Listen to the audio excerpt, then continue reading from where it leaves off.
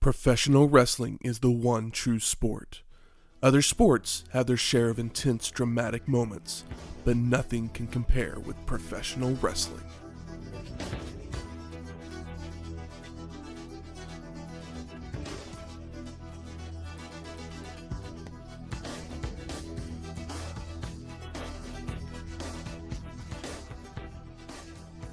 Welcome to Wrestling History X, where three friends come together to talk about the stories behind the matches.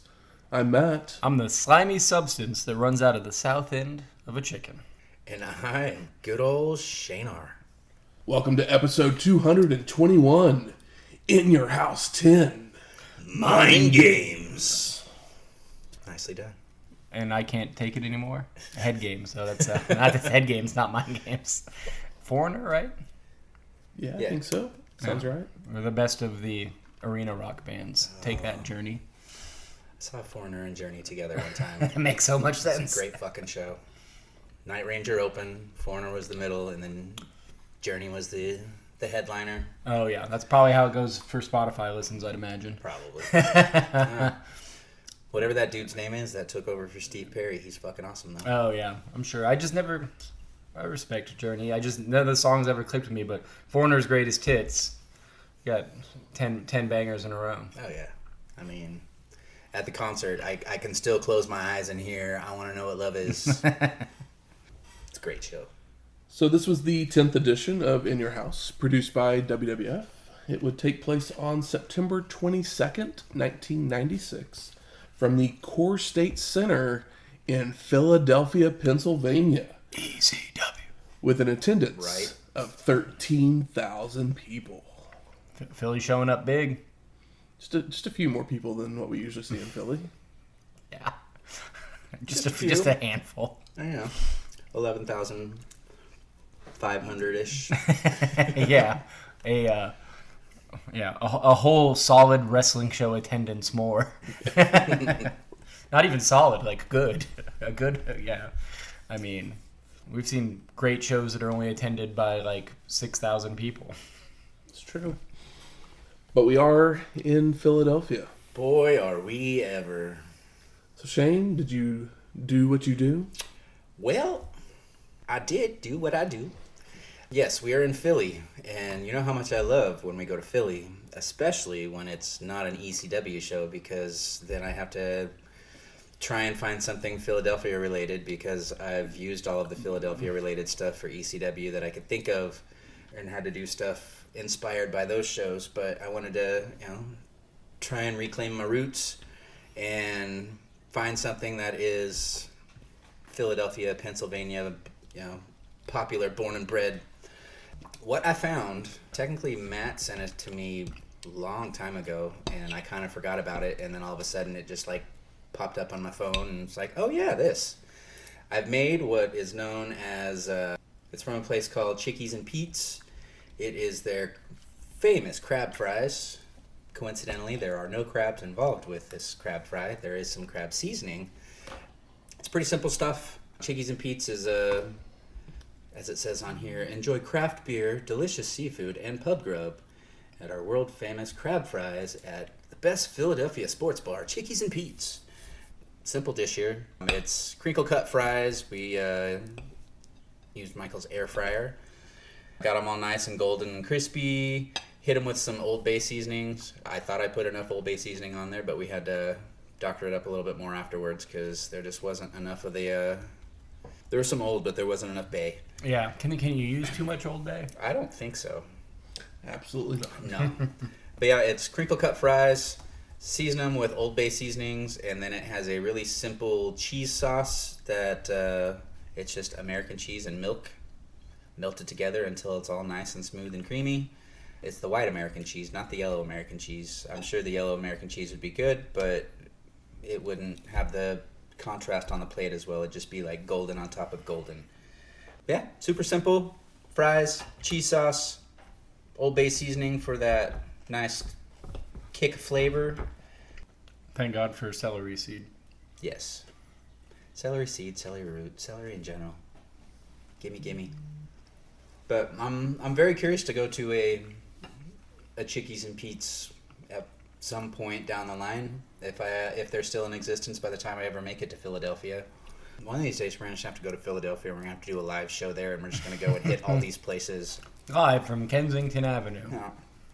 Live from Cheekies and Pete's. Live from... we're selling out the 2300 Arena.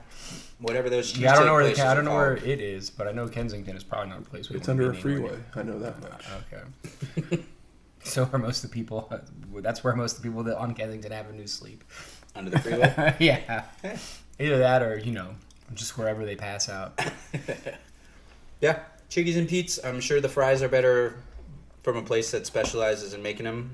Not bad for a first timer, but I think I'm missing the greasy effect of it all. Yeah, the air fryer, we saved a couple calories, but this isn't the kind of meal you eat like being Sober. calorie conscious. No. It needs an ice cold beverage that's not water or watered down. Be good with the beer, be good with some sort of a crafted cocktail. But we're being healthy, I guess, on this round. We air fried our fries, so yeah. Quote unquote healthier. Yeah. Save, 120 calories or whatever. But then again, we smothered them in cheese sauce made of American cheese and milk, so I don't know how many calories we actually saved. 500. Making my bones stronger. Well, something that would happen right around the same time as our show, Charlize Theron would have her first speaking role in 2 Days in a Valley come out the next week. Y'all are going to have to tell me what the hell this movie is. Never heard of it. You've never seen... You would love 2 Days in a Valley. Is it fucked up? I mean, Harvey Keitel basically plays the same kind of character that he played in Reservoir Dogs. Oh, okay. But And- not as messed up as No. his character in Bad Lieutenant. Oh, shit. I mean, it's very much a, there's 5 or 6 stories going on that end up interweaving all together. It has Terry Hatcher, Jeff Daniels, Danny Aiello. Oh, sounds like a fun cast. And I almost have asked what year it was. It's obviously 1996, so never mind. And see, it's one, I remember seeing it on the shelves at Blockbuster, but I never took it home. Is it one of those movies that's kind of like culty, like a Red Rock West or something? Or it's just like, it takes place in a small town. I and feel just like kind of the a model story. I think it's a good movie. Yeah. Now, Cast but it's awesome. I do feel like it probably gets its most notoriety because it is Charlize's first speaking role, and she also gets naked in it, and that's probably the reason most people think of this movie. But like I said, I do find it to be It's an entertaining movie. to be good. Yeah. I mean, yeah, the cast: Charlize, James Spader, Jeff Daniels, Danny Aiello, Terry Hatcher, Eric Stoltz, Michael J. White, Marsha Mason, Glenn Headley, Keith and Robert Carradine, Hell yeah, dude. Louise Fletcher. Sounds interesting. Yeah. It's not quite Pulp Fiction, but that was kind of what it was going for. Yeah, it's very much a 90s reaction to Pulp Fiction. That's why they got the money. They're like, oh, this maybe a stories like this can be profitable. That's cool. Sounds neat. It's a hell of a cast. I'm trying to think of Charlize was 20 years old. Charlize Theron movies, and I'm like, well, you mean the star of the blockbuster Aeon Flux? Mad Max Fury Road. Mad Max Fury Road, of course. Monster. Monster is the first one that came to mind when I saw her name. I was like, oh. Devil's Advocate. I'm a big fan of Tully. Oh, I haven't seen Tully. I remember you telling me about that when it came out. You enjoyed it. Young Adult or... Young Adult. That's by the same person who did Tully. Yeah. And then she kind of like... Jason Reitman. Okay. She moved into like being an action lady. Yeah, Atomic Blonde. She's now in the Fast movies. Oh, really? She's a part of the Fast franchise She's now? part of the Fast franchise. I mean, Aeon Flux, was that like kind of Now her she's first in- action role? Part of the Marvel Universe as well. Is she? Yeah, she was Clea in Doctor Strange, the Yeah. newest Doctor Strange movie. Right, I did at the see- very end. I did see that one, but forgive me for not remembering Italian that Job. movie. She was Oh, in yeah. Italian Job. Yeah. The one with the Mini Coopers. She had a Mighty The Joe Mini Young. Cooper commercial. storyline arc. I did see and Mighty Yo Jung in the Arrested theater, but I had no idea who Development she was. as- Them. She's actually in a movie that we'll talk about, I believe, in a couple weeks. In a couple weeks, in That Thing You Do. She has a very, very small role. Oh, that's right. She does. Yeah, I can't picture her in it, but, I'll save That Thing You Do. This thing we do. For when we get to that film. Yeah, see, that one I'll be able to talk nonstop. I would say Anna Flux is, Italian Job, if you want to count it as an action. Yeah, but, as far as her doing, actual, stunts and punching things and whatnot. Italian Jobs is a Reindeer Games movie I've always heard was great and I've never seen. Is it good? I've never actually seen the whole thing. I I remember watching part of it back when I was at Blockbuster. That's an Affleck joint, right? Also, another one of my favorite roles was Arrested Development. Yep, Season that's what 3. I'm saying. Yeah, she plays a MRF. I do remember watching that show, but it's been quite a while. Today, we would probably call it an MCF of mentally challenged female. An MRF. She's done lots of roles that are... She became a whole lot more than I thought she was going to be when she very first started. When I first saw her, I was like, oh, she's hot. She got naked. Cool. Yeah. I saw her as, it's the new Ashley Judd. Okay. But then she's gone on to... have a much better career than Ashley Judd? Yeah. I think she's probably one of the top 5 female actresses in Hollywood right now. Well, she was also in the best action movie, maybe of at least the last 10, 20 years, probably. Are we talking Mad Max? Mad Max, Okay. I mean, come Just on. making sure. Yeah. Because you were saying some other ones, I haven't seen that one yet. Aeon Flux is not the best action movie in the last 20 years. Definitely not. I do think it's better than people give it credit for. Wasn't that but, a cartoon on MTV at one point? Yeah, I was a huge fan of the cartoon. I saw the movie in the theater and I was like, I don't know if that was a good Aeon Flux movie, but it was a fun sci-fi movie. It's kind of like... Alita Battle Angel. Another movie I like. That I'm like, oh, it's a bummer that this thing failed because it's set up for a sequel that we'll probably never get. It'll never come out. Just a bummer. But it is a super fun movie that the people just... Because I think of the look of it. Yeah, it's a little much. Just never gave it a chance. Yeah, and I can't blame them. But, I like the comic as well. The comic is great up until the point where the guy doesn't know what to do with the story anymore. But, the stuff that they covered in the movie is the good stuff. And then, obviously the second movie is the good stuff. They probably would have cut out the last chunk of it that's kind of like, what are we doing here? But there's a great thing in that thing to bring it back to wrestling. In Alita Battle Angel, there's a male character whose name is Figure 4, which is obviously a wrestling thing. I think he might be, if he's not a robot, he's at least an American character, and his name is Figure 4, and I always got a kick out of that. Well, let's talk some wrestling. Oh, right. We get highlights cutting back and forth between Mankind and Shawn Michaels, with the narrator telling us to pray for the Heartbreak Kid if he can't stop the madness of Foley. Followed by Todd Pettengill speaking about the theater of the mind, as we switch to highlights of Undertaker and Goldust, with the Golden One exposing the fears of his opponents and battering their egos. But can the Dead Man overcome betrayal and lower the final curtain on Goldust? Can Shawn continue living his dream, or will he awaken in Mankind's nightmare before seeing a nightmare of a logo with a skull wearing Foley's mask? I love that nightmare of a logo. It's so memorable. I saw it and I was like, oh yeah, this is obviously from this show. It's so bad it's good. And it just says, they basically kind of reuse it for whenever he, with the smiley face, wearing Foley's mask. Yeah. They give the skull to Austin. And yeah. and Foley, goes face and gets the smiley mask. Yeah. Vince McMahon then welcomes us to the show, and he's joined by Jim Ross and Mr. Perfect. Hey. And JR predicts we will see mind, body, and soul games, with Perfect asking what he means. But we get no answer as we're headed to our first match.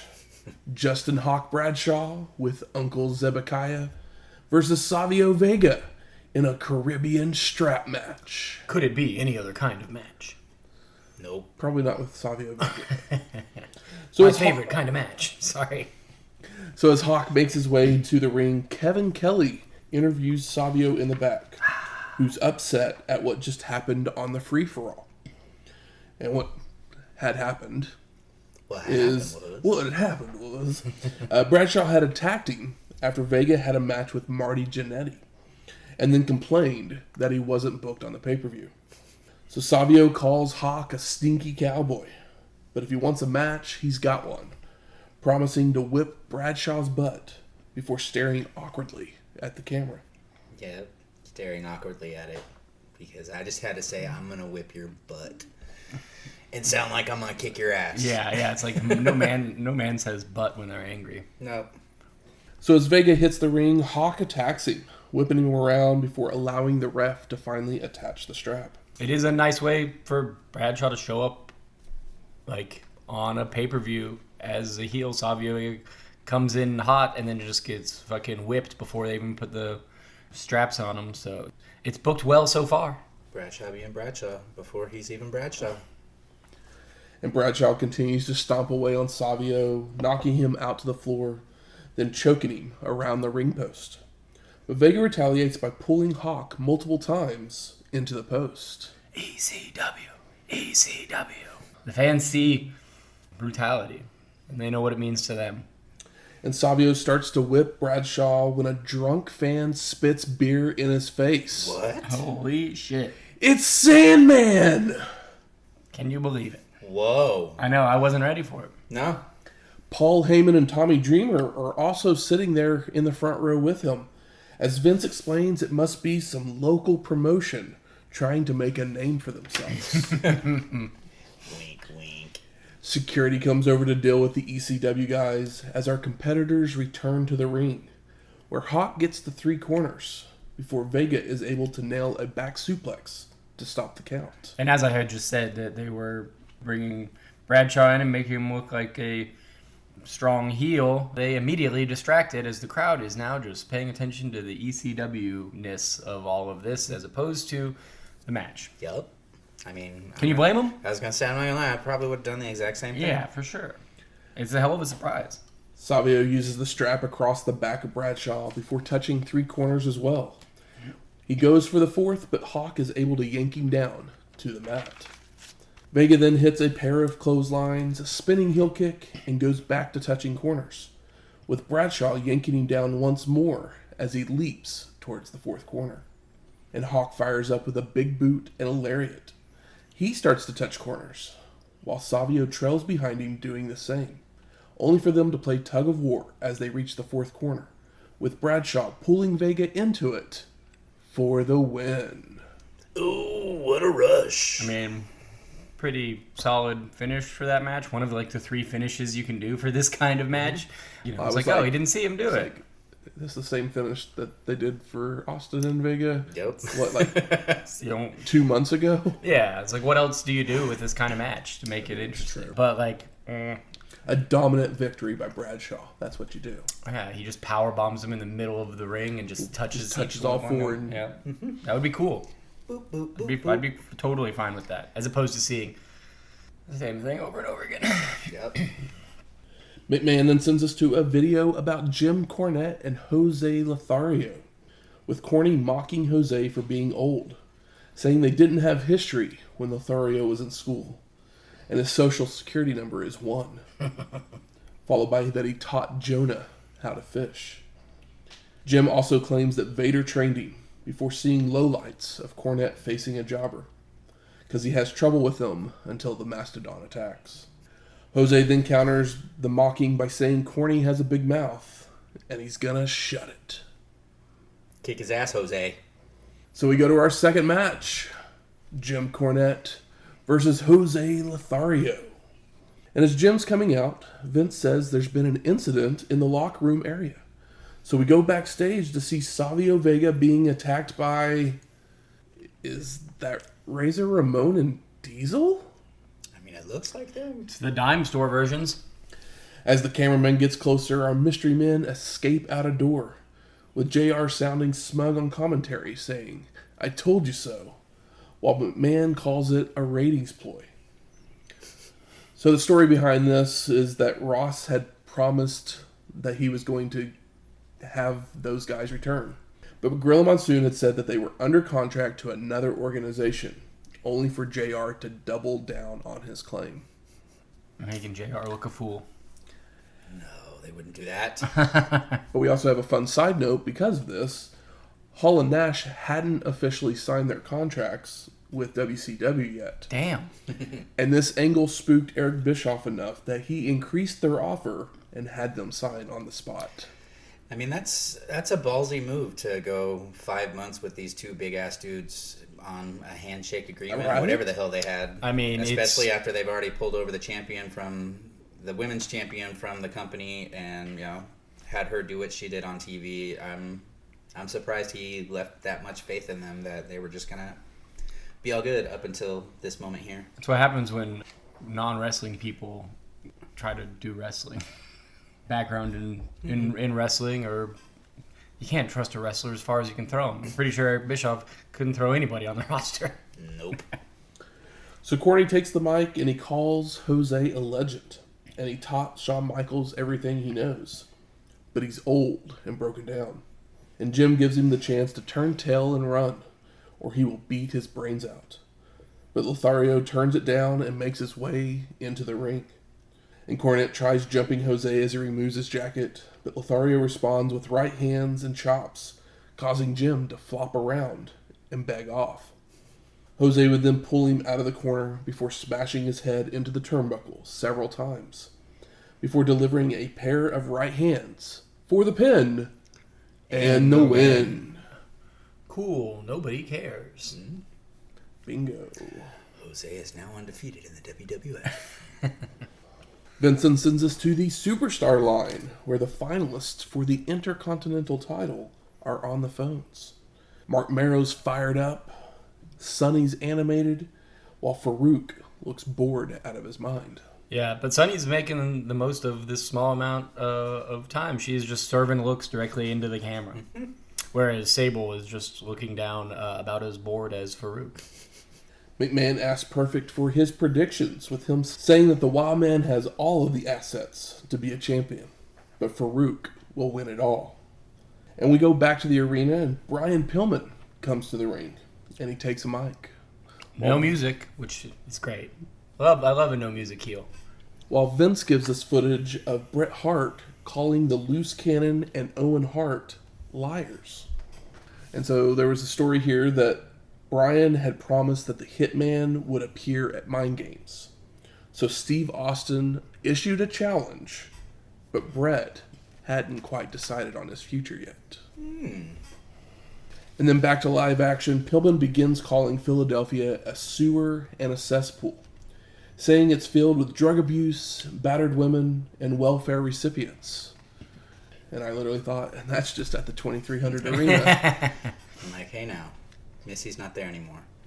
The loose cannon continues that he wants to bring some class. So he introduces Owen Hart, who comes out and says, "You got me instead of Bret," before claiming the Hitman forgot about his commitment because he's going senile. At the age of 38. Yes. Owen continues by saying that Bret must be scared, but not of them, but of Stone Cold Steve Austin. And Stone Cold makes his way out, saying that the Hitman left the WWF when he arrived, claiming that Bret is the slimy substance that runs out the south end of a chicken. Better him than me. Austin then continues by saying, if you put the letter S in front of Hitman, you'd have my exact opinion of Bret Hart. Nice. And promises to beat his ass if he ever comes back. And that's the bottom line, because Stone Cold said so. He does say Austin 316 as well. It's, Pillman then chimes in with, Philadelphia sucks, because I said so. Before Vince introduces a video about Mark Henry touring Philadelphia. So cute. He visits the Liberty Bell and a statue of George Washington, pets a horse, with McMahon saying he's bigger than a horse. He's two of him make a horse for sure. He's as big as a little horse. He's one little Sebastian. I love Mark Henry Just like they're like, all right, go stand next to that thing, and but there's a he leans over and touches the Liberty Bell, just puts his hand on it. I need a gift for that. I would have loved the next 5 minutes worth of footage when security runs and jumps you because you're not supposed to touch the Liberty Bell. That's what I thought. I was like, there's giant ropes. He's leaning so far in to touch it, and he just caresses it.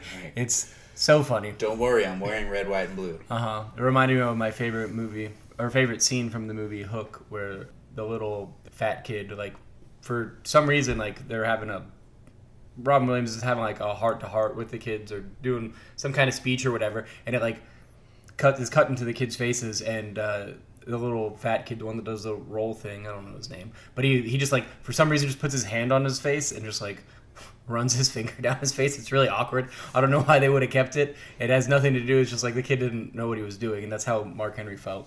He's I guess I'll touch the bell instead of just cross your arms, lean back at it, and look at it in appreciation or something. Yes.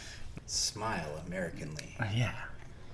We then go to our third match: Owen Hart and the British Bulldog versus the Smoking Guns of Bart and Billy Gunn with Sonny for the WWF Tag Team Championships. Sonny got top billing over the Guns. It had Sonny and the Smoking Guns. I was like, God damn.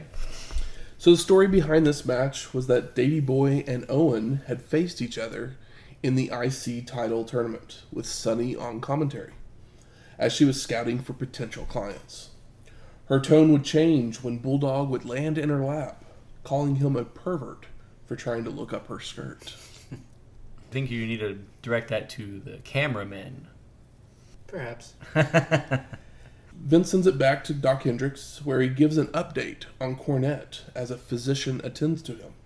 And we see Clarence Mason speaking to Jim, promising legal action, and that all he needs to do is sign some papers, which Corny does. Of course he does. Now back in the arena, the champs arrive, with Billy flirting with Sonny, while Bart is urging them to hurry up. Sonny then unfurls a giant portrait of herself before the match, but someone has defaced it. They give her a big old butt, some devil horns, a beard, An afro, glasses, a beard on her. Yeah, standard fare. While also writing a special note for Davey Boy and Hart. So I wonder who did it. And everyone gets a good laugh out of it, while Sonny is very distraught. She throws a fit like a 8-year-old girl. That's right. They ruined her larger-than-life-size picture of herself. It's my party, and I'll cry if I want to. Clarence Mason then arrives to ringside, which distracts Owen, but he's still able to catch Billy with arm drags and a crossbody. And we get back and forth action between the two teams until Bulldog nails Bart with a dropkick, followed by Hart chop blocking the Gun's knee. I mean, there's a pop for a chop block. I felt good about that. Owen and Davey Boy focus on the leg with strikes, holds, and a Boston Crab, before Bulldog hits a stalling suplex and a leg drop for a 2 count, followed by a Hart spinning toe hold and an enziguri for a near fall.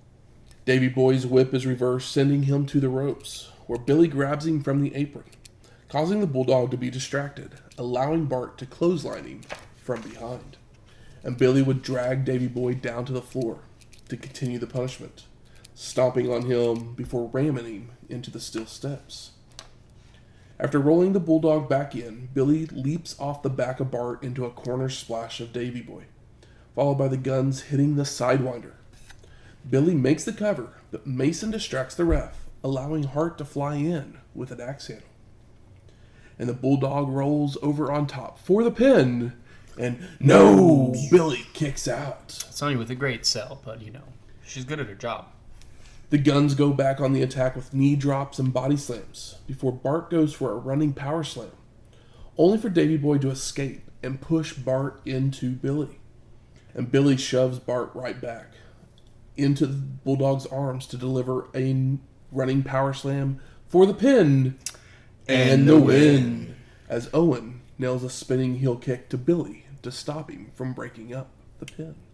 Tisk, tisk. And new! Post-match, Sonny is furious, taking the mic and yelling at the Guns that she has wasted her time and money on them, calling them cowboy wannabes, before saying, "You're fired, fired, fired." Yeah, I love what she says. I give him my time, my money, and points to Billy, and she says, everything to you. And it's nice to have new champions. Who doesn't want to see more of the Hart and Bulldog team? And it's been brewing for Sonny to break up with the Guns, but I would have liked to see the champions with the belts in their hands. We got to run angles here. Yeah. Hopefully they'll hold them for a little bit. Hey, Davey Boy's finally a tag champ. Yeah, with Owen, and it's a good one. You like to, you want to see a big guy and a little guy in the tag team. Not for every tag team, but this is a good one. Yep.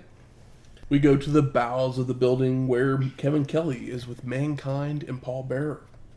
And Kevin asks Paul if he will lead Foley to the title, with Bearer responding that Kelly hit the nail on the head, before blaming the creatures of the night for what he did to the Undertaker, followed by blaming the Clique for what will happen to Shawn Michaels. Kevin then turns to Mankind, who's cradling the urn, to ask what's in store for the Heartbreak Kid. And the answer is misery.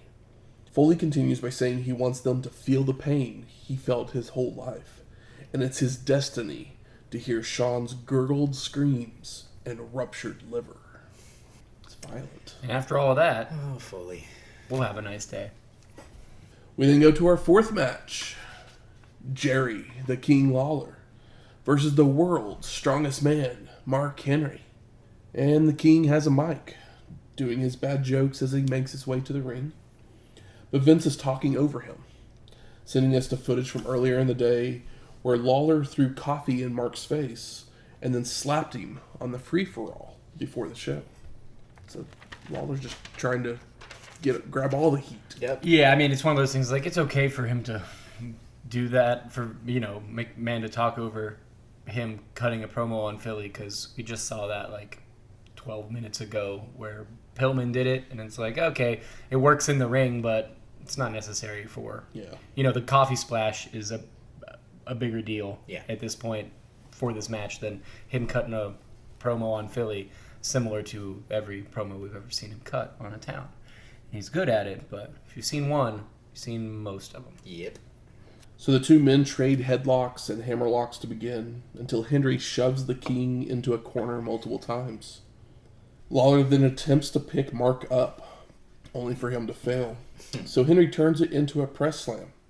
The King then attempts shoulder blocks, which fail as well, before charging in, only for Mark to toss him out of the ring and into the guardrail.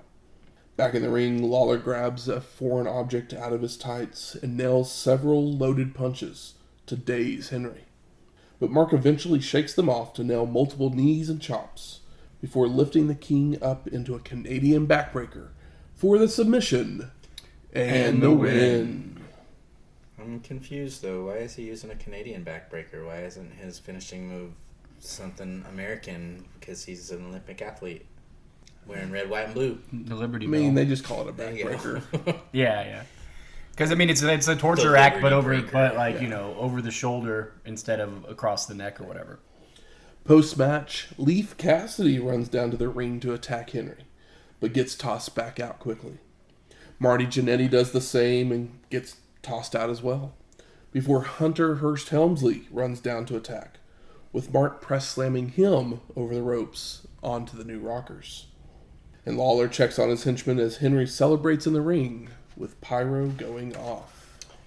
Woo! I mean, they make Mark Henry look strong, even though he can't really do a whole lot yet, but he can lift a motherfucker and throw him, so Lawler... Let's have him do that. Yeah, Lawler took a great bump out to the steel. It looked awesome, and then it's like, sure, Jannetty or whatever, but it's like having him lift a larger man like Triple H and just dump him over, give him the fireworks, build the guy up.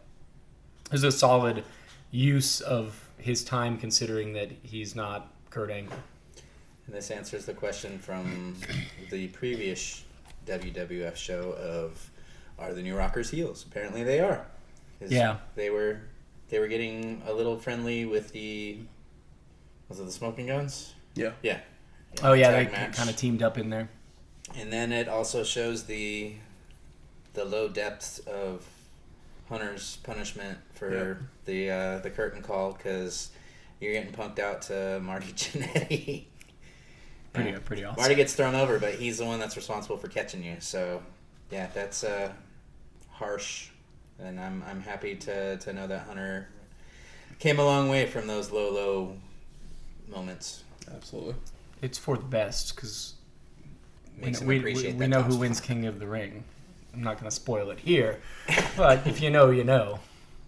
So McMahon plugs our next pay-per-view, Buried Alive, where we'll see Mankind versus Undertaker in the WWF's first unsanctioned match ever. Ooh. And JR wonders why it's unsanctioned, with Vince saying it's kind of obvious because of the danger. Because the whole idea is that you kill somebody, you bury them alive. That's not a stipulation that really holds up in the concept of sports. It's frowned upon in everyday life. Yeah, for sure. Don't try this at home. And probably like 50% of the world's like greatest fear, being buried alive. We then get to a video package with highlights of Undertaker and Goldust, as Todd Pettengill calls the dead man an enigma, and few had the temerity to challenge Taker in mind games. But the Golden One and Foley embrace the bizarre. The psyche is their playground, as clips of Mankind's attacks and Bearer's betrayal are shown, with Todd saying there must be a winner tonight, and it must be by pinfall. So no DQ, but must be a winner by pinfall. We then go to our fifth match, Goldust with Marlena versus The Undertaker in a final curtain match. And the dead man doesn't have his coat and hat to take off. He's here for business. So he goes right on the attack as he enters the ring, whipping the Golden One from corner to corner before doing a choke lift and a leg drop for a 2 count. Goldust rolls out to regroup, but Taker lifts him back up to the apron, only for the Golden One to counter by hot-shotting the Undertaker across the top rope. I love when Marlena's manager style, where she just sits there, no-sells everything. When Goldust immediately gets kicked out to the floor, he looks over to her and she just gives him a dirty look, like, get back in there and do better, but without saying a word. I did not call cut. Yeah. The dead man recovers, but telegraphs a back body drop, allowing Goldust to hit a swinging neckbreaker, only for Taker to rise and deliver a big boot and a vertical suplex for a near fall, followed by Old School and tossing the Golden One out to the floor. Goldust is then given a bag by Marlena and proceeds to throw Goldust into the Undertaker's eyes, causing the dead man to swing wildly because, obviously he can't see. The Golden One then capitalizes with eye pokes and chokes to take Taker down to the floor, where the attack keeps up by slamming the Undertaker's head into the announce table. Back in the ring, Goldust continues the punishment with clotheslines and right hands, until the dead man rallies with a back suplex. But another eye rake allows the Golden One to stay in control. Goldust locks on a claw, but Taker begins to fire up with right hands and chokes, only for Goldust to counter with a power slam for a 2 count. The Undertaker ducks a clothesline and comes back off the ropes with a jumping clothesline of his own, before sending the Golden One to a corner. And the dead man charges in, only to get a big boot, allowing Goldust to climb up to the top rope. But Taker grabs him by the throat to choke slam him off the top, followed by delivering a tombstone piledriver for the pin and the win. I love that moment where he just lifts, just like grabs Marlena and just lifts her up. It's like, yeah, no, what are you going to do? Just puts her right back down. We go to the back. Kevin Kelly's there with Shawn Michaels. And Kevin mentions Mankind's comments, with the Heartbreak Kid responding that this is the first time he's nervous defending the title, as he is wrestling the wackiest cat in the WWF. Probably the wackiest cat. I'm trying to remember, did Foley ever use that description about himself as Dude Love? Crazy as a bag full of cats. He might have. Just a wacky cat, man. That's really funny. Well, one thing in that Goldust match, they said histrionics like a million times about Goldust, and I was like, I truly don't know what that word means, but I like in context get the idea. It's like I guess he's like theatrical. Histrionics. Yeah, but every time he did something like kind of sexual towards the Undertaker is when they used it. So I was like, I don't think that's what it means. Made up. Yeah, I don't know. It makes me think. But histrionics, I'm like Technotronics. Yeah. It's like, did he just like pull out the thesaurus that day? And it was like Pee Wee Herman. It's like the word of the day is histrionics. Make a like a high, make a honey ho. Kelly then calls Foley unorthodox, bringing up how Bearer had used a casket to intimidate Shawn.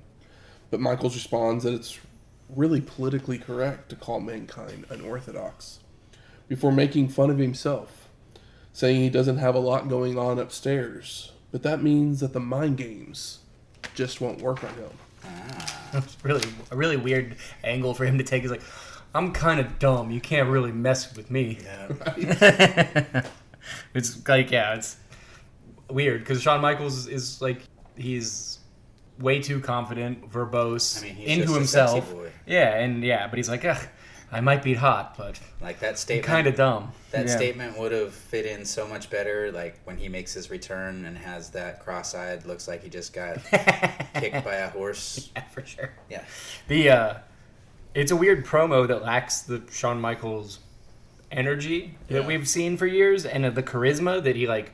You assume he naturally has, but it's the light switch is off at the moment, and I was like, maybe this is a good thing going into this match. Maybe he's took too many benzos the day before. I don't know. I couldn't tell if it was like purposeful or if he was just kind of out of it. But are we approaching the smile? Sean lost his smile moment. Okay. Yeah, I was well, thinking man, this is unless this is ground zero for that. There's no smile in this promo at all. He's very close to losing a smile. So we go to our sixth match. Mankind with Paul Bearer versus the Heartbreak Kid Shawn Michaels with Jose Lothario for the WWF Championship. And Druids wheel out a casket to the ring with Paul following behind them before opening it to reveal Foley inside. Sneaky. And young lady must have really loved Shawn's Playgirl spread that had just come out, because she has a sign calling him the Man of the Year. Mankind then attacks with elbows, right hands, and a back body drop to start, before taking them both out to the floor with a clothesline. And Foley lifts the mats, only for the Heartbreak Kid to kick them back into Mankind's face. It's a fun spot. Followed by stomping on him.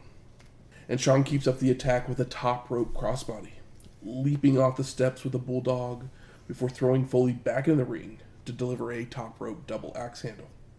Mankind recovers, but Michaels catches his kick, spinning him around and ducking a clothesline attempt, followed by nailing some quick jabs and a running clothesline.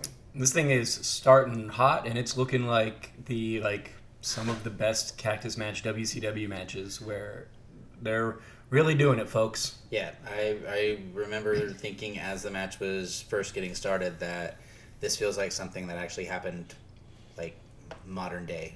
These guys are wrestling. There's no real old school feel to it. It's you could have taken that match and put it on today's programming and nobody would have thought anything different because they've inspired, the two of them have inspired so many of the modern day wrestlers that have mimicked their matches over the years, and it's great. And it feels, it's so much faster than him wrestling Taker. I feel like we haven't really seen this version of Mick Foley in the WWF quite yet because he's been tied up with like Taker for so long, and Taker works slower. It's part of the character and everything. But Shawn Michaels is fast, and we all know Mick Foley can be fast, and he will eat concrete as he did just a couple seconds into this match. Heartbreak Kid with a body slam, and he hits a flying elbow drop before he begins to tune up the band. But Foley escapes to the floor to regroup with the urn. Just holding it and shaking back and forth like it's a teddy bear. Holding it upside down even. 'Cause, it's got that reverse power. Uh-huh. The two men trade strikes in a corner, with Mankind whipping Shawn to an opposite corner, where he leaps up and looks to leap off. But Foley isn't there. So Michaels drops down, and the two men trade some stiff punches. And supposedly this was the Heartbreak Kid poking fun of himself for his tirade at SummerSlam with Vader. Oh. Okay. Because, like, it looked like he got mad again, like, pissed off and was throwing a tantrum again. Yeah. But he was like, haha, I'm going to do this again to... So people won't think I was an asshole that one time. Yeah. I just think it's part of my spiel. Yeah. We've also got something that, every once in a while you get something new as far as camera work goes, like a referee. We got a turnbuckle cam just throughout this match, and it's just like, oh, nothing like low quality, poorly framed wrestling shot just thrown in. Gives it that authentic feel. Yeah, it doesn't add much. That's But all I mean, I'm saying. they're also in Philly, so those Philly people are used to those kind of angles. Yeah, that camera looks like an ECW camera. They borrowed it from Paul. Mankind locks on a choke and looks to apply the claw, only for Shawn to fight back with the fight spilling out to the floor. And Foley moves the Spanish announce table to set it up, when Michaels would recover and dive over it on top of Mankind. The Heartbreak Kid would continue by slamming Foley's head into the casket and snap suplexing him into the steel steps. Ouch. They head back into the ring where Shawn nails a chop block to the leg, sending Mankind rolling out on top of the casket, where Michaels just rams the leg atop the wood as well. The Heartbreak Kid keeps up the attack on the leg with stomps, a dragon screw leg whip, and a figure four, only for Foley to turn it over, causing Shawn to release the hold. Michaels then drop kicks the leg and applies a single leg crab, with Mankind crawling his way to the ropes to break the hold. Now Foley charges in, only for the Heartbreak Kid to flip over into a sunset flip for a 2 count. He goes for a hurricanrana, but Mankind counters into a hot shot across the ropes for both men to be down. I love that this has a grudge match vibe, but they still, a few minutes in, start to work a limb. Foley takes a pin from Bear and begins to stab his leg to get feeling back in it, before going back to work with chokes, a running knee to the head, and several face plants. Pretty upsetting thing to see. Maybe one of the more brutal things we've seen in WWF in a long time. Just like, I'm sure it was the flat end of a pen or whatever, but it still doesn't look like the Vince McMahon wrestling of 1995. of 95, yeah, or 94. Shawn slows the momentum with a back suplex and right hands, but Mankind reverses a whip, sending Michaels into a corner for a flare flip. But HBK gets caught up in a tree of woe, so Foley dives in with elbows to the head. Mankind also nails a leg drop before nailing a pair of kicks that sends Shawn out to the floor, with Foley going for another running knee, but Michaels avoids, sending Mankind into the steps.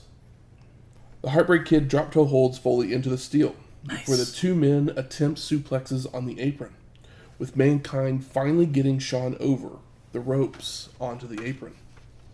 Now Foley charges in with Michaels diving back into the ring, sending Mankind running straight into the ring post. Posted. HBK with a leaping elbow and a power slam before tossing Foley to the ropes, where he gets hung up between them. It always looks so rough. Yes. It's like, dude, I mean, it looks rough, but he does that so fucking seamless. Yeah. Like, you blink and you miss the entire connecting part of it, because, I mean, he makes it look effortless. It's also, like, it works really well with him, because Foley is not a body guy. He is kind of a potato of a man. So it just, the weight makes it look more brutal than, let's say, if Shawn or Billy Gunn did that spot. It's like, I believe that Billy Gunn could just pull that out and pop his head out, because, I mean, look at the guy. As Shawn comes over, Mankind locks on the mandible claw, while still in the ropes. Pretty cool move. Yeah. The ref is finally able to get the ropes to untwist, which drops Foley down to the floor, with Michaels following after, only to get the mandible claw locked back on. But the Heartbreak Kid is able to counter by pulling Mankind into a guardrail, which knocks Hugo Savinovich, one of the Spanish announce team, out of his chair. Ay Dios mío! Shawn grabs one of the chairs and lifts it, just as Foley was throwing a punch. He then uses it across the back of Mankind as well, all while the ref is being distracted by Paul Bearer. Michaels then drags Foley into the ring and starts to work the claw hand, stomping and snapping away on it, trying to break the fingers. And they zoom in on it, and they look like real stomps. It's nice. I also love that he bit his hand before he rolled it back into the ring. It's like, all right, we're biting. Yeah, do you watch too many Hogan matches, Shawn?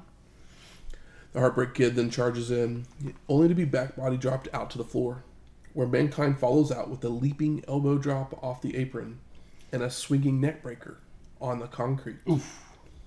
As Shawn enters the ring, Foley delivers a guillotine leg drop and a double-arm DDT for the pin, and no! Michaels kicks out. Mankind hits a pulling pile driver for multiple near falls Funk style. and starts pulling his hair out in frustration before rolling to the floor to toss chairs into the ring. ECW. Foley then lifts the casket lid, trying to roll the Heartbreak Kid into it, but Shawn begins to fire back with right hands and a leaping forearm. A kip up and hits a body slam. Michaels then heads up top for a crossbody that gets a 2 count. Goes back to the top, only for Mankind to fall into the ropes, causing HBK to crotch himself. Foley then climbs up and nails a back superplex out onto the announce table. But who gets the better of it? And they make their way back to the ring with Mankind climbing the ropes with a chair, while Bearer distracts the ref. Shawn then leaps off one of the chairs that was thrown into the ring, with sweet chin music to the chair that Foley was holding, knocking Mankind down to the apron. Michaels then drags Foley in to make a cover, when Vader would arrive and attack the Heartbreak Kid, causing the disqualification. Shawn would respond with a leaping forearm to send the Mastodon back to the floor, but then Bearer would enter the ring, clocking Michaels with an earn shot to the head. And the ref didn't see it. Vader starts to climb back in when Sid would arrive to brawl down the aisle, while Mankind would awake and lock on the mandible claw. Foley asks Paul to open the casket lid, but when he does, the Undertaker is inside. Holy shit. The dead man goes after Mankind, throwing him over the ropes and stalking Foley and Bearer to the back. Howard Finkel then announces Michaels as the winner before Vince sings his praises, plugs Buried Alive, followed by some replays as we fade to black. So I ask you, gentlemen, what are your overall thoughts of Mind Games? I mean, this last match is so good, and the DQ makes sense. All the people that are involved in the schmoz make sense, and it's one of those ones where it's not a disappointing DQ. For me, personally, of course, the Undertaker helps with that a lot, and we don't want Mankind to look like a geek right now. He's been on a tear. He just had this great match, and how else do you set up Buried Alive? I mean, this is great booking, and goddamn, was it nice to see Mick Foley in a ring with Shawn Michaels, and they really went for it. As far as like grudge match or like brawl stuff goes, this is kind of as good as it gets. Yep. No overuse of weapons, no overuse of table. They didn't use the table immediately, and when it did get used, Shawn turned it over and landed on top, and the camera work was good enough with the replay where, you know, both guys obviously took a bump for it, but Foley got the worst of it. I felt real good about that match. Kind of the same feeling here. The main event definitely was the heart and soul, and what was the other thing that JR said. Heart, mind, and soul. Yes, it was the heart, mind, and soul of the show. I mean, the overall show, it's easily watchable. There's a couple matches that, you know, if they weren't on there, it wouldn't break my heart, but it also didn't drag things down either. And then the main event came along, and like I said, the two of them, it felt like I was watching something from today that just happened to be recorded almost 30 years ago, just because of the work rate, the chemistry between the two of them, and the like creativity, and like creativity, but everything like made sense. It didn't feel like they were putting on a show. It felt like they were having a fight. Another thing, I talked about how everybody that was there was everybody that showed up at the end. There was a connection.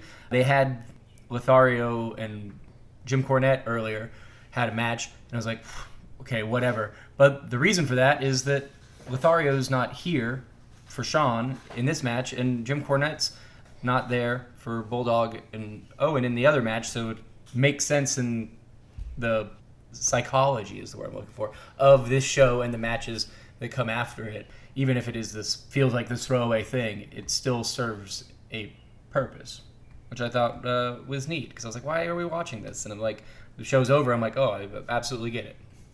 Sounds a lot like we're all completely on the same page, because I literally wrote, the main event takes the show to an above average show, even if I kind of hate the finish of the main event, but I understand why, because it keeps both men strong for their future feuds.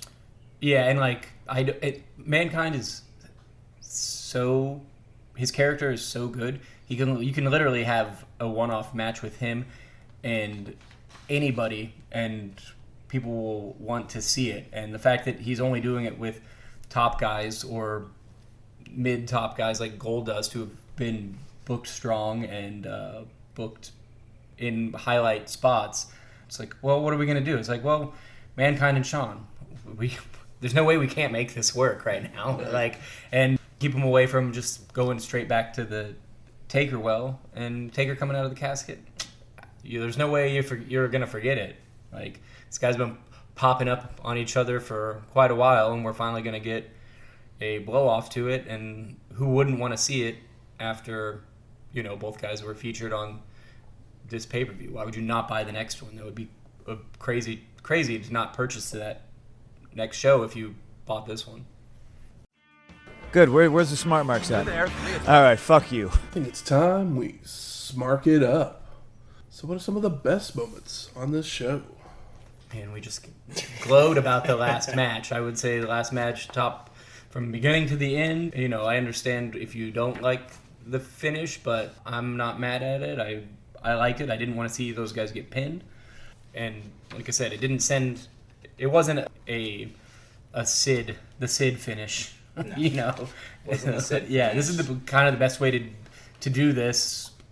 You got the end of the big push, kind of like it was for Vader at SummerSlam, where, as far as I know, Shawn doesn't go and say he never wants to have a match with Foley again.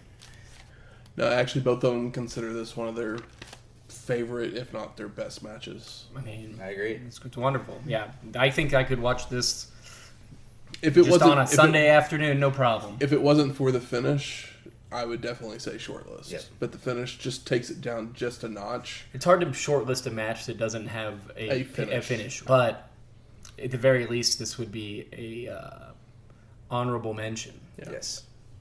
One of their best moments. Pillman and Austin segment in the Yeah. ring.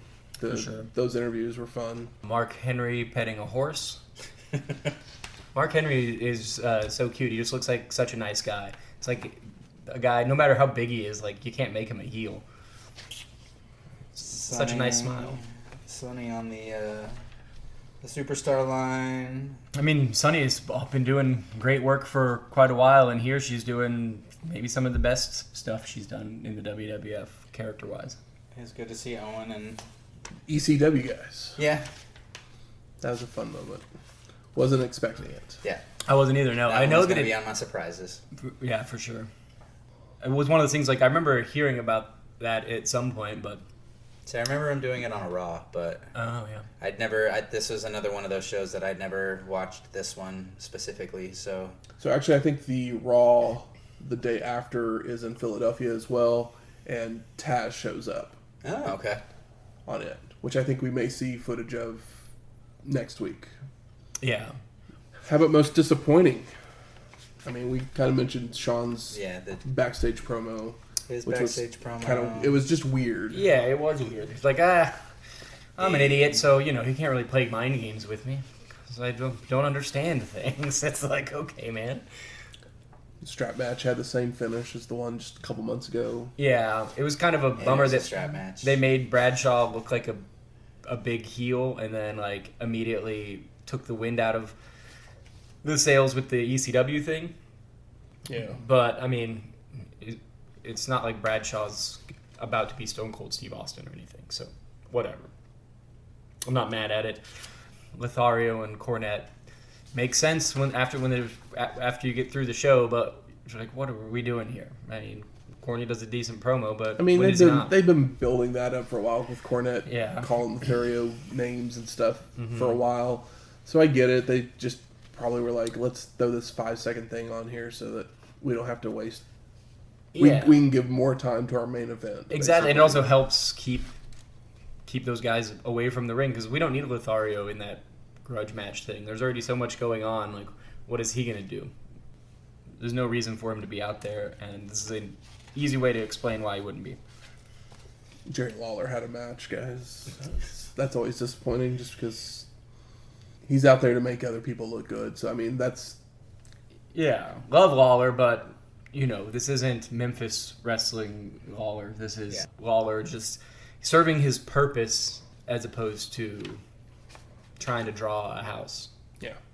This one was definitely a better ending than the Jerry Warrior, whatever the fuck that thing was. Yeah, I mean, they made Mark they look like a big, strong boy. They made him look as good as he could probably be at this point. Yeah, for sure. He's still just learning. Yeah, it's probably a little too early, but considering what it was, probably the best thing that they could have done right now. But they could have waited a few months too. How about best performer? I mean, it's one of the last two guys. Yeah, it's Mick Foley or Shawn. I mean, they can share the trophy. Yep. I don't know. I can't say one guy did a better job than the other. They basically worked as one person in this match. I'd probably have to say Foley just because he did keep up with Shawn. Yeah, and he is not in the same physical condition. No. And also, I mean, we know Mick Foley laid most of this out. It was probably collaborative, but those were Mick Foley's spots. That Yeah, absolutely. stomping the hand, the concrete, drop kicking the pad, and then stomping it. So fun. And how about most surprising? I mean, you kind of mentioned the ECW already. Yeah, that was going to be my most surprising. I'm trying to think if there's anything else that stood out at me. I was surprised that Sonny fired the Guns after they lost. Like, I figured that was probably still something that they kept her around for a little bit longer. No, she's all about that gold, man. I mean, yeah, once the belt leaves, But but she's a I wasn't gold digger. I wasn't sure the belt was going to change hands here, but I was happy that it did. Yeah, I mean, the tag team division definitely needed something. Yeah, I have had way too much Godwins, and I've had enough Guns at this point. It's not. I don't think it got to the point where it's too much Guns. No. But we needed something that wasn't Guns and Godwins. I mean, about the Guns is they are a talented team. Yeah, totally. But it became way too much about Sonny. Yeah. And not about them. Yep. So just... And they also became one of those that they won or lost the belts typically when we weren't watching, kind of like the Harlem Heat. Well, they lost them so many times because they were hurt. Yeah. That they, just building up momentum... Yeah. It just never got to a point where we could care about the Guns themselves. No shade, but I'm excited for Owen and Bulldog. Absolutely. I have no idea how long they'll hold them, but I'd like to see them wrestle tag matches with everybody but the Godwins. Making their way to the ring It's trivia time. This week, the category is What Happened When? What happened when? So you get 5 points for a correct answer, 3 points if we go to multiple choice. I will give you the show, and you will give me the main event of that show. Okay. The show in question is Super Brawl 4. Pre-Hogan. Like, I'm trying to picture the damn anything from it. The logo, probably purple. Like, part of me, I want to say I'm picturing Super Brawl 3. I think I remember that one. So what the hell was Super Brawl 4? The brawl to fall them all. No, that's Fall Brawl. Yeah, I don't know. I'll happily go to. Let's multiple it. All right, your options are Big Van Vader with Harley Race versus Sting in a White Castle of Fear strap match. Okay. Big Van Vader with Harley Race versus the Nature Boy Ric Flair for the WCW World Heavyweight Championship. Ricky the Dragon Steamboat versus the Nature Boy Ric Flair for the WCW World Heavyweight Championship. Or Vader with Harley Race versus the Nature Boy Ric Flair for the WCW World Heavyweight Championship in a Thunder Cage match with the Boss as a special guest referee. I'm going to go with B. The first Vader and Flair match that you named. That's what I was thinking. That is incorrect. Damn. Okay. Well, shit. Is the boss in that one then? It's all you, brother.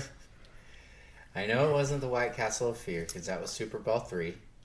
I know it wasn't. It's funny, my thought was that the White Castle of Fear was a Havoc because it feels like a Havoc thing. But I mean, either way, I didn't think it was that match. No, because Havoc was spin the wheel, make the deal. Spin the wheel. All right. I'm trying to remember my other options. It's not White Castle of Fear. It's not B. Yeah, it's not Flair. Steamboat versus Flair. And then the last one was Vader and Flair In a cage. In the Thunder Cage with Yeah, Boss. I'm going to go for D because I don't think it was Steamboat. And that is correct. I've had a feeling it was Vader. I didn't remember the Boss being Vader and involved. yeah. We all try and forget that the Boss was involved. Yep.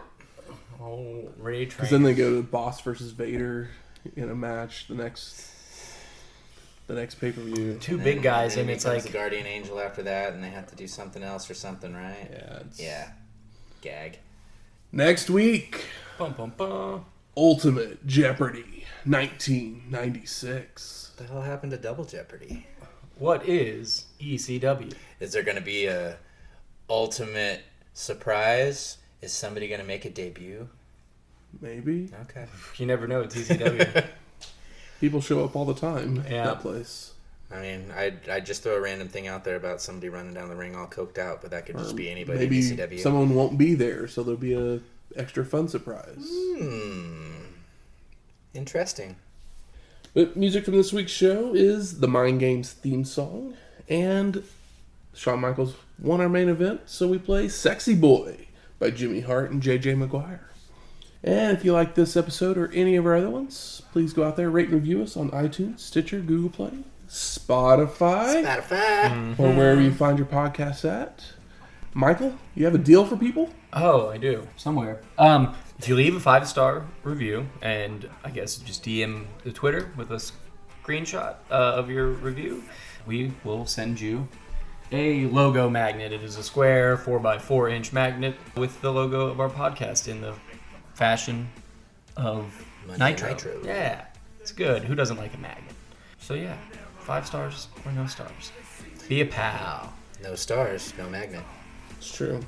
And if you have any questions, comments, concern, You ever been to Philly? What the fuck do you eat there?